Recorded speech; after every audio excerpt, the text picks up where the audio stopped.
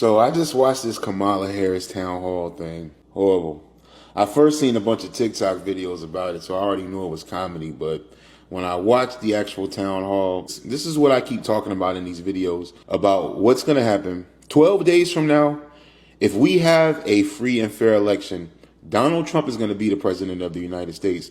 Not only that, I'm pretty sure he's going to win the popular vote, so it won't be no discrepancies about that. But this debate was, not debate, but town hall was horrible. So I keep telling y'all, what's going to happen in the next few weeks is people are going to blame a lot of people. They're going to blame black men. They're going to blame Muslims. They're going to blame all kind of people. But what they are not going to do is say, we were wrong. We messed up. And that's the same problem with this town hall. Now, without even being, what's the word I'm looking for? Without even being adversarial to her, she was broken completely down, not only by Anderson Cooper, but also by this audience. Now, what I want to know is like all of the stuff that they talked about, whether it be like the border wall or fracking and oil, defunding the police, like her standing on I just want to, I understand evolving. I understand catering to, the voters, and just adapting whatever the voters say, because on some levels, that's kind of what politicians should be doing on some levels. But I'm just talking about intellectually. Like, as far as decriminalizing the border, 10 years ago, her stances on all of this stuff now is Donald Trump's stance, is the conservative Republican stance, is what I'm going to say what Donald Trump created the conservative Republican stance to be, the MAGA stance. That's her stance on all of this stuff now, after saying that Trump was a racist for years for having all of these views on these things. So I might ask, you've been in the White House for 4 years. You were vice president, not the president. But why wasn't any of that done for the last 4 years? Well, there was a lot that was done, but there's more to do, Anderson. And I'm pointing out things that need to be done, that haven't been done, but need to be done. Quick to have the answer as soon as you ask it about a specific policy issue sometimes, because I'm going to want to research it. I'm going to want to study it. I'm kind of a nerd sometimes, I confess. Hey, welcome back to the channel, your man Y. So, we got to talk about it, man. We got to talk about this train wreck of a CNN town hall featuring Kamala Harris and Anderson Cooper. Seriously, this was one of the worst town halls I've ever seen. No exaggeration at all. It was almost painful to watch, to be honest with you. I don't think Kamala is ready for this, not even close. Watching her fumble through this town hall just reinforces the point that she's really not intelligent enough to be leading this country. But let's keep it real. We know Kamala was way out of her depth with this one, and it was never more clear than in this moment. Anderson Cooper teed her up with layup questions, asking about her weaknesses and mistakes that she's made, in the past or as VP. You'd think this would be an easy one, right? Check this out. Is there something you can point to in your life, political life or in your life in the last 4 years, that you think is a mistake that you have learned from? I mean, I've made many mistakes. And they range from, if you've ever parented a child, you make lots of mistakes too. In my role as vice president, I've probably worked very hard at making sure that I am well versed on issues, and I think that is very important. It's a mistake not to be well versed on an issue and feel compelled to answer a question. Huh? What? How are you stumped on your own personal weaknesses or things that you think you could have done differently? Like, really? I'm well versed on issues? It's a mistake not to be well versed on issues? Huh? Oh my gosh, man. The funny part is that they probably told her the question beforehand, but she has zero humility. This is a person that basically just told you that she was flawless. And you want this individual to lead our country, but you can't own up to your own failures and talk about, hey, we made a mistake here. I could have done this better. Can you imagine her, talking to world leaders and then, start cackling when she gets nervous or, not well versed on the issues? I mean, and it gets a whole heck of a lot worse. You know, she's trying to sell us this idea that her time as vice president has prepared her to take on these massive issues like the border crisis. But what has she actually done? She says she's worked hard to understand the issues, but we all know the truth. Her administration has let millions flood over the border, and now they're scrambling with executive actions trying to fix a mess that they've allowed to get out of control. Where was this action in 22 and 23? Where? And speaking of the border, though, you guys got to take a look at this, you know, because this is where the whole thing just completely went off the rails. Border wall, stupid. Well, let's talk about Donald Trump and that border wall. So remember, Donald Trump said Mexico would pay for it? Come on, they didn't. How much of that wall did he build? I think the last number I saw is about 2%. And then when it came time for him to do a photo op, you know where he did it? In the part of the wall that President Obama built. But you're agreeing to a bill on. that would earmark $650 million to continue building that wall.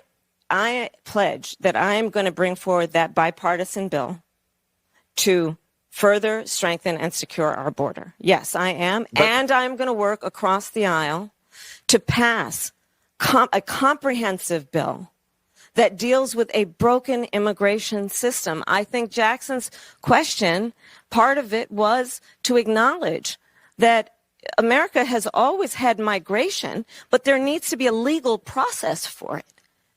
People have to earn it. And that's the point that I think is the most important point that can be made, which is we need a president who is grounded in common sense and practical outcomes. Like, let's just fix this thing. Let's just fix it.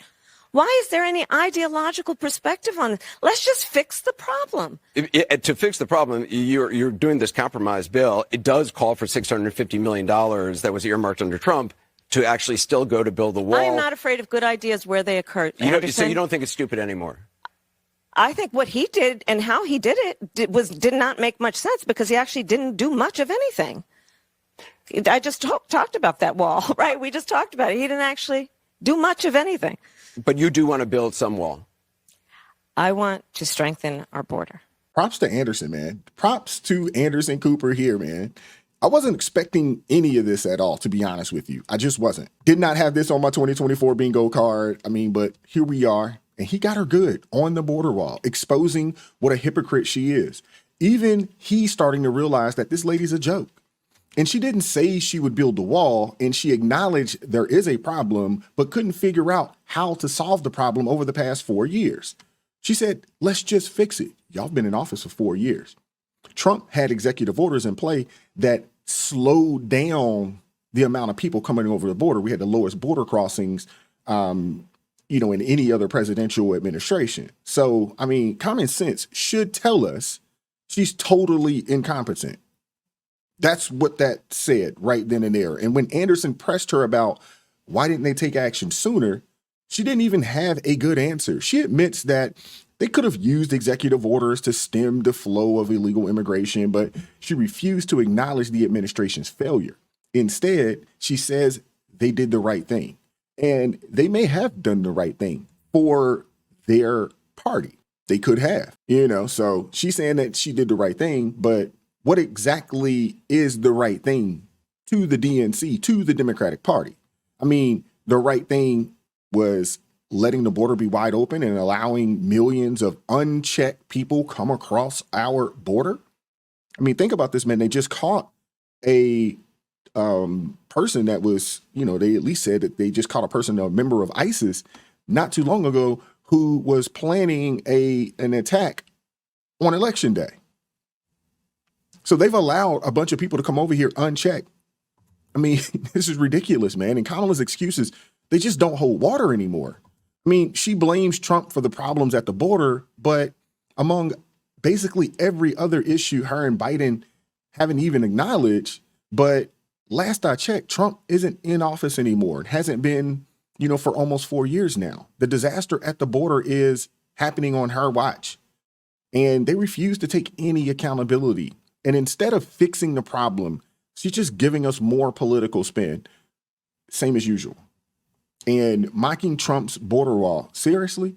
But then coming out and basically all of a sudden saying, you're for the wall, after you've already called it ineffective and unnecessary.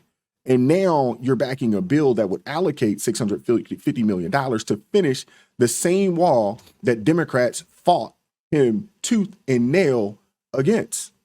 Think about this, man. She was in the Senate, and I would assume, I don't know how true it is, but I would assume she was one of those people that were fighting against Trump building this daggone border wall. I mean, the hypocrisy is off the charts with this one. Kamala can't even bring herself to admit that Trump was right about border security. So she's trying to quietly support building more of the wall while still throwing shade at Trump. And that just doesn't resonate with people. It is okay. We are humans. We are all, none of us are flawless. None of us are. And it's okay to admit that you made a mistake. But her refusal to admit that she's made mistakes is a major problem. Anderson Cooper gave her a golden opportunity to say, you know what? We may have messed up. We probably could have handled things, at the border a little differently. But instead of taking responsibility, she doubled down on their failure. And that's not leadership, folks. Leaders own up to their mistakes and show how they've learned from those mistakes. And they also discuss about what they're going to do to rectify those situations and those mistakes. But Kamala, she chose not to do that. She danced around the issue, blamed Congress, and acted like her hands were tied or her hands were clean. That's what she really acted like. And sorry, you're the vice president, man. You gotta take some accountability. You had the power to act and you chose not to. And let's not forget, she had another chance to differentiate herself between from Joe Biden on this issue. Anderson Cooper even gave her an alley-oop asking, if she wished they'd implemented those executive orders earlier to fix the border crisis. And what did Kamala say? She said no. She said she thinks they did the right thing by waiting. And I would say it was unbelievable, but it's not, because this is part of their plan. Allowing all these people to come over here, strategically place them in, swing states around the country, with the hopes of maybe getting an extra seat in the House so that they can fortify and solidify control of the House of Representatives. That seems like that was the game plan. So if that was the game plan, they did do what they thought was right. So let's get this straight, man. Kamala admits they could have acted sooner and admits they could have stopped the flow of illegal immigration earlier, but she still thinks they made the right call by waiting. And again, like I said earlier, they probably did make the right call as per the people on the DNC side of things and what they're trying to get accomplished here. What he's referring to, and you point out to when you're running for vice president in 2020, you were not talking about banning fracking, but... No, Anderson, I pledged that I would not ban fracking. Right, I know. You said you would not ban fracking. Correct. You had said in the 2019 town hall, there's no question I'm in favor of banning fracking. In 2017, you talked about Medicare for all. You talked about 2019, you raised a hand in debate about if border crossings should be decriminalized. Are all of those issues, which those are not your positions now, are all those issues that you're saying through consensus and getting stuff done you have evolved on? Well, no, let's take, for example, the issue of Medicare. My point has always been that access to health care should not just be a privilege of those who can afford it. It should be a right for all people. So that is why I have worked on doing what we have done to, one, allow Medicare to negotiate against the big pharmaceutical companies to bring down the cost of prescription medication. We've achieved that in terms of capping the cost of insulin for seniors at $35 a month, capping the cost of annual prescriptions at $2,000 a year for seniors. But my plan moving forward, based on that very principle that I've always had, is as president, to have that cap be for everyone and not just for our seniors. The work that I have done that has been about recognizing the importance of dealing with border security, that has never changed. As I said, I have prosecuted transnational criminal organizations. That I did for years before I ever ran in 2019. She's so terrified of admitting that she was wrong that she ends up contradicting herself and making no sense at all. And that's why Kamala Harris is losing. The town hall wasn't just bad, it was a disaster. She had multiple chances to show she's learned from her mistakes, but and to offer real solutions, but she just chose not to, man. And She had an opportunity to, differentiate herself from the disaster, that is the Biden administration. And she blew it. She just flat out blew it. She refused to take responsibility for her and her administration. And she couldn't give a straight answer. And she showed everyone exactly why she's unfit for leadership. But don't take my word for it. Even the media bends over backwards to protect her. They couldn't spin this as a win. CNN, MSNBC, MSDNC, as I like to call them, they're all admitting that this was a bad look for Kamala. And the thing is, before I show this clip, do you really want to be in a relationship with someone that can't admit when they made a mistake? Do you really want to work for somebody that can admit when they're wrong and that they've made a mistake and you know what, we're going to do some things differently? Do you really want to have a leader that has that characteristic? Do you want that? Lord knows I don't. And none of us are perfect. But what we do appreciate, as humans, as Americans, is that people can come out and say, you know what, I messed up. I made a mistake. Going forward, we're going to do this, and this. And I'm not going to say that I'm not going to make another mistake. And that's okay, as long as you're willing to admit when you realize, like, hey, we were wrong. We're going to go about things a different way. And the fact that she's refused to do it is honestly pretty disgusting. What I'm hearing from people who I have been talking to, and that is that if her goal was to close the deal, they're not sure she did that. And, some people have asked, is she being held to a different standard? Maybe, but that's maybe the world that she's living in. And on the question of who she is, people are understanding that a little bit more, but what she will do, the question about her legislative priorities, name one, there wasn't one. Some more of her personality and her sort of character questions about your weaknesses or what mistakes did you make? Not necessarily the answers there. Yeah, it's over, man. Remember, this was a CNN town hall. CNN put this on. I'm even more convinced than ever that they'll only win, if they decide to, cheat, rig it, whatever the case may be. That's the only way that she can win. There is no way, no how that this lady can win like this, man. Even people that were on her team are deciding that. I just don't see it. I just don't see it.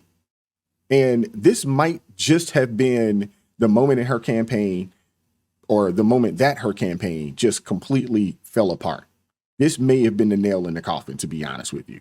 And I bet that they wish Joe hadn't been, or, that they hadn't removed Joe right about now. Because somehow she's turning out to be even a worse candidate than he is. And honestly, I don't know if I thought that was possible, but it's looking like that right now. Another hour of Kamala Harris, we'd just press play, let her keep going. We'd pay for another hour to let her keep not answering the questions. I think Anderson's asking her, well, why haven't you done it? You've been there for 4 years. Why have you done any of this? And the word salad answer she gave to that was just mind-boggling. I mean, it's blown up the internet, her answer to that question.